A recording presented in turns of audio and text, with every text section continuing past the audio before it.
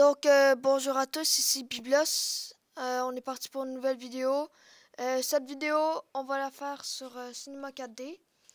Donc, ça va être une présentation, comment utiliser, comment installer un plugin pas très connu.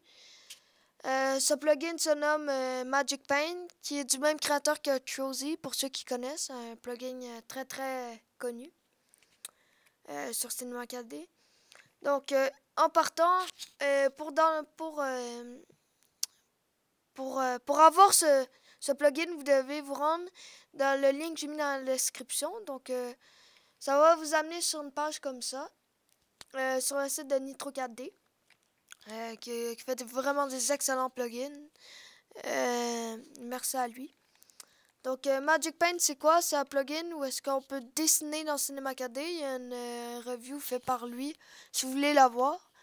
Les systèmes compatibles, il y a Windows et Mac. Il y a, pour les versions compatibles de Cinema 4D, R12, R13, R14 et R15. R15 qui est tout nouveau. Les versions de Cinema 4D, il y a Prime, Broadcast comme moi, Visualize, pardon, l'anglais est pas très bon, et Studio. Donc, pour ceux qui sont sur Mac, vous aurez juste, ça va être un fichier DMG de downloader. Vous faites juste cliquer dessus, il va se dézipper tout seul. Pour les Windows, faites juste le dézipper, c'est simple. Alors, une fois le fichier dézippé, il va être dans vos téléchargements. Pour ma part, moi, tout est déjà fait. Donc, tout ce qu'il vous reste à faire après, c'est d'aller dans le dossier de Cinema 4D. Je fais bien le tuto pour Mac. Pour Windows, trouvez le dossier de Cinema 4 de Maxon. Après ça, vous allez Cinema 4D R14. Vous allez dans Plugins. Et vous faites juste glisser. Si jamais le plugin était celui-ci, vous le faites juste glisser. Vous faites juste glisser le plugin dans le dossier.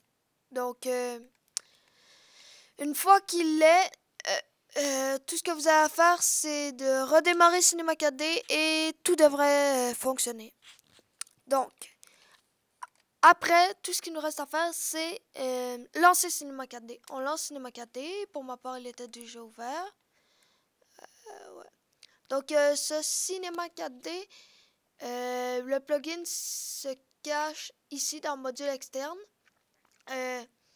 Dans Magic Paint, on va faire un petit test de qu'est-ce que ça donne. Donc, on va prendre du bleu, par exemple. On va toucher à rien pour voir. Et vous voyez qu'on peut créer quelque chose. Je vais expliquer un peu, mais on peut créer un peu n'importe quoi avec...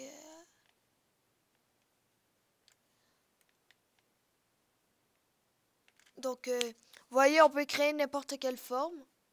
Donc, c'est pas mal. On va tout effacer ça pour le moment. On va s'en créer un autre. On va aller voir les options. Dans le fond, on va prendre du rouge pour cette... Oh, pardon. On va prendre du rouge pour cette fois-ci. Et voici la couleur. Ici, en bas, le radius, c'est la finesse ou la précision du pinceau. Donc, pour ma part, je vais mettre 3. Ici, à subdivision, vous mettez 20. C'est la précision, dans le fond. C'est moins de côtés. Les côtés sont plus ronds au lieu d'être... les formes sont plus définies, je dirais. Ici, Free, vous touchez à rien. Et ici, Animation, ce que ça va vous permettre de faire, c'est d'enregistrer vos dessins. Donc, si on clique ici et que je fais un petit B,